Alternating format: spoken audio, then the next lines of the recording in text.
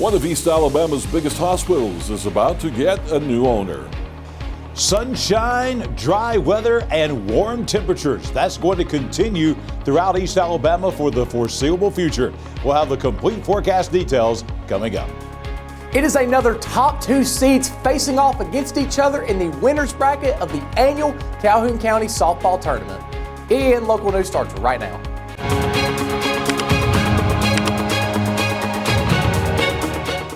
This segment of EAN Local News is brought to you by Waldrop Metal Buildings, custom metal buildings built right here in Anniston. Hello, we're glad you could join us. I'm Carl Brady. The city of Anniston announced Tuesday that Regional Medical Center has signed an agreement to join Orlando Health, a private, not-for-profit healthcare system, following approval by the City Council and the RMC Healthcare Authority. City leaders say the partnership will strengthen healthcare across Northeast Alabama through new investment, expanded services, and access to the resources of a larger health system. Anniston Mayor Sierra Smith Ralston says the deal means a complete transformation of the city's hospital. She said the details have been worked out in recent months to allow Anniston to address issues that are not unique to the city. Healthcare across rural America is changing, and independent community hospitals everywhere are facing increasing financial and operational challenges. Our hospital has proudly served this region for generations, but sustaining healthcare today requires significant resources, investment, and the support of a larger healthcare network. RMC has faced numerous financial challenges in recent years and has been working to improve its fiscal health. Hospital CEO Keith Parrott says in the year he has been in charge, the organization has made significant progress. However, in spite of that hard work, our leadership team at RMC, our board of directors, and our elected officials from the city of Anniston realized that for the kind of transformation our community and region deserves, we really couldn't move forward without the support of a larger health system. Orlando Health is a nationally respected health system with a proven track record of improving hospitals and expanding access to care. Under the agreement, RMC will become part of Orlando Health's Alabama region. City officials say all current employees will transition to Orlando Health on day one with their existing titles, pay, and years of service honored. Orlando Health has also indicated plans to invest in facilities, equipment, and technology, including a new electronic health record system. Those investments are designed to support physician recruitment, expand specialty services, and improve access to care for patients. David Strong, president and CEO of Orlando Health, says his organization already has properties in Alabama. Its most recent purchase was the Baptist Healthcare System in Birmingham. Orlando Health is a private nonprofit healthcare system with more than a 100-year history of serving communities by listening first and working alongside local leaders, physicians, and team members. What started as a single hospital in an orange grove now stretches across Florida and Alabama and into the Caribbean. RMC has a rich history in Northeast Alabama, and we are honored to welcome its physicians and team members. RMC is one of the region's largest employers, supported by more than 1,800 team members, 300 volunteers, and more than 200 physicians across a broad range of specialties. Orlando Health's Alabama region includes more than 1,700 licensed beds, 58 primary and specialty care clinics, 2,600 affiliated physicians, and more than 6,000 team members. Local police say they're conducting a major crackdown on recent criminal activity. That story and more when we return. For 50 years, Waldrop Metal Buildings has proudly delivered American-made metal buildings, barns, and carports across the Southeast. Now we're celebrating by giving back all year long with monthly giveaways as a thank you to our customers. Visit our Facebook page to enter and be part of the celebration. Waldrop Metal Buildings, real, American-made steel. Welcome to Buster Miles Kia in Anniston, where we're dedicated to serving you with honesty and care. Whether you're shopping for a new or used car or need service, we're here to make it easy and stress-free. Visit us today at Buster Miles Kia, where great cars and family values come together. Buster Miles Kia, your trusted hometown dealership. This segment of EAN Local News is brought to you by Oxford Lumber. Come visit us at any one of our 5 locations in Oxford, Roanoke, Talladega, Jacksonville, and Lincoln. Anniston police say several people are facing charges following a car chase connected to recent gunfire cases in the city. Investigators say several homes and vehicles have been struck by gunfire in recent days. On Saturday, officers attempted a traffic stop on a vehicle tied to those cases near Rocky Hollow Road and Christine Avenue, but the driver refused to stop, leading police on a chase. During the pursuit, one suspect ran from the vehicle and was quickly taken into custody. Officers also recovered an AR-15 pistol that was thrown from the car. The chase ended near McCoy Avenue and West 23rd Street, where two more suspects were arrested. A stolen handgun was found inside the vehicle. A fourth suspect initially escaped on foot but has since been identified, and a warrant has been issued. Police have charged 21-year-old Javon Williams with receiving stolen property and a felony count of attempting to elude law enforcement. 18-year-old Xavion Lynch is charged with receiving stolen property and attempting to elude, and 21-year-old Jatarius Gross faces charges of receiving stolen property and reckless endangerment after investigators say he discharged a firearm inside the vehicle during the chase. Police say the investigation there is ongoing. Officials say incidents such as the one on Saturday are exactly why they're increasing enforcement. A few days later, a coordinated operation brought in multiple agencies and more charges. Several arrests have been made following that operation in Anniston.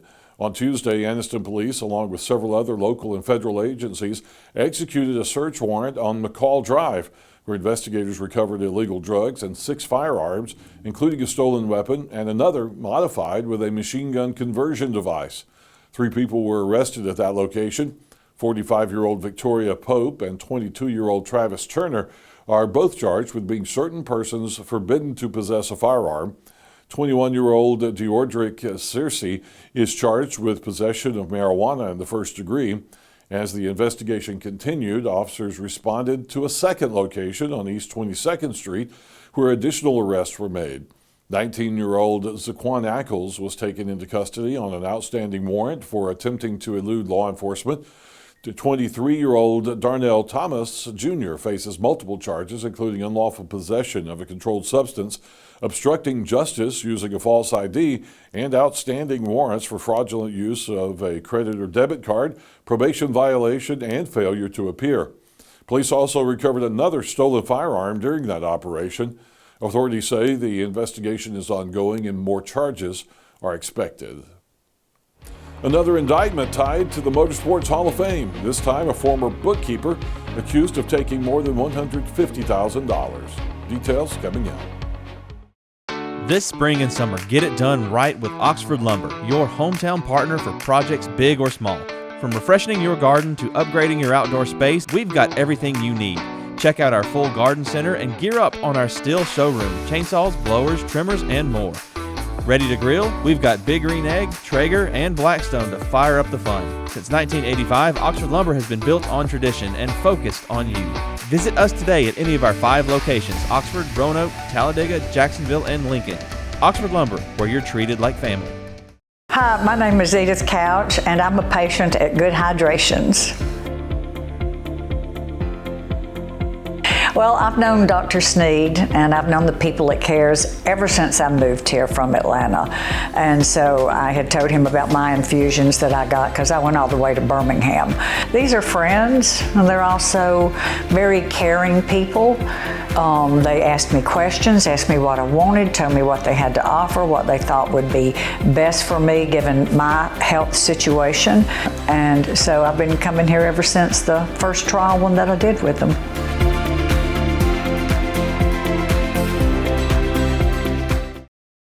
This segment of EAN Mobile News is brought to you by WM Grocery, located in Heflin, Wadowee, Roanoke, and in Piedmont. Another former employee of the Motorsports Hall of Fame has been indicted by a Talladega County grand jury. Court records show that Karen Renee Lakey, a former part-time bookkeeper, has been accused of using her position to obtain more than $159,000 from the organization for personal use. She was singled out in an audit of the Hall of Fame last year, which claimed that checks were written to her and her family members without proper documentation. The state's chief examiner ordered her to repay the money, but the audit shows that she has not done so. She now faces a felony charge in Talladega County, where she and former Executive Director Mike Rada were both indicted. She has been released from jail on a $25,000 bond, and her arraignment is set for May 20th. Gadsden State Community College is inviting prospective students to get a closer look at campus life this week. Spring Preview Day on the Ayers campus of Gadsden State is set for Thursday morning from 9:30 till 11:30 in the Chi Hall Lecture Hall. The event gives visitors a chance to meet faculty and staff, explore academic programs, and learn more about student life. Organizers say it's a great opportunity for anyone considering Gadsden State to get questions answered and discover available opportunities. Well, we've had some nice sunny weather, and is it here to stay? John Holder is in the EAN Weather Center with your local forecast. Carl, this weather is going to remain with us for at least another week across East Alabama. We'll have the complete 7-day forecast next.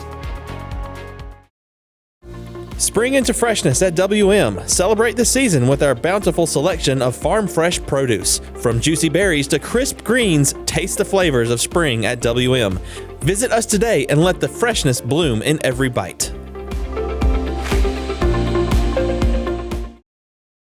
EAN News would like to thank all our commercial sponsors. Go check out our sponsors' links in the description below. Just about a perfect day weather-wise across East Alabama. Here's the EAN weather cam on Quintard Avenue in Anniston. A lot of blue sky, a lot of green trees. The grass is green, the pollen's out. It's springtime in Alabama. We're in the heart of it. And today was about exactly where we should be for the early part of April in Alabama. High temperature 74. That's right where we should be for this time of year. The low this morning, 47 degrees. Again, very close to our average low for this time of year. And certainly no rain today or any rain coming up in the foreseeable future. Coming up tonight, another very pleasant evening out there. Clear and cool once again. Certainly no chance of rain. 46 for the low tonight. We've got another near perfect spring day coming up tomorrow. 9 a.m. tomorrow, 57 degrees. We're 10 degrees above that at lunchtime at 67 with plenty of sunshine. And then tomorrow afternoon, around the middle of the afternoon, kids getting out of school, maybe heading out to a baseball or softball or soccer game, whatever you got going on. The weather's going to be really good. Middle of the afternoon tomorrow, sunshine and 75 degrees again. No threat of rain, and we do not see a threat of rain coming anytime in the next 7 days. If anything, the temperatures are about to heat back up to summertime once again. We do not have any rainfall in store. We're going to touch 75 tomorrow, 80 on Friday. Summertime returning for the weekend, 84 Saturday, 85 on Sunday, 84 again on Monday. Those nighttime lows are going to rise from the mid-40s back into the 50s for nighttime lows again, close to 60 degrees by next Tuesday as we remain in the mid-80s. We look way ahead. In about a week, we might have some clouds coming in. That could be, maybe, possibly ahead of a system that might bring us some rain toward the end of next week. But between now and then, just sit back and enjoy this weather with temperatures in the 80s for highs, mainly 50s for nighttime lows, and no chance of rain. Pretty good weather across East Alabama. We are looking for rainfall, and here is the 8 to 14 day precipitation outlook for the United States. This is going to take us all the way into the second half of the month of April. And look at this, no surprise, the rainfall totals look like we're going to be below average here in the southeast, including all of East Alabama. Very, very rare what we're seeing here. We're about 2.5 inches behind on rainfall in Anniston and Calhoun County for this time of the year, and that is not typical. So we're looking for rainfall, but we just don't see any on the horizon. And it looks like all the way in the next 2 weeks, the temperatures are going to be high and precipitation is going to be low. I'll be back here tomorrow morning, bright and early at 6 a.m. with your Thursday weather at a glance. Colby Amos has your Wednesday night sports next. Discover the elegance of fine jewelry at Couch's Jewelers. From timeless diamonds to stunning gemstones, every piece is crafted to perfection. Experience the quality in person. Your next treasure awaits. Visit us today in Anniston. The Calhoun County softball tournament is fully underway with several key matchups already been completed. In one of those games, the Alexandria Valley Cubs faced off against the White Plains Wildcats. Alexandria came away with a 3-0 win. The Valley Cubs controlled the game defensively and were able to hold White Plains scoreless all game long. Charlie Parrish got the momentum rolling with a solo shot home run, while Ryan Lumpkin had a single and an RBI, and Boo Boo Bright had a single and a run as well. Reese Carr was on the mound and only allowed 2 hits with 8 total strikeouts. With this victory, Alexandria advances to the winner's bracket final. Now they will have a chance to play and secure a spot in the championship game, with their next opponent being Oxford. Oxford earned its spot after defeating Ohatchee in a close matchup, winning 3-2. The Yellow Jackets were able to hold on late and secure the win and continue their run in the tournament. Jordan Alexander, who recently came back from a surgery, delivered in a big way for the Yellow Jackets, hitting a single in the bottom of the 3rd inning to draw in 2 runs and give them the lead.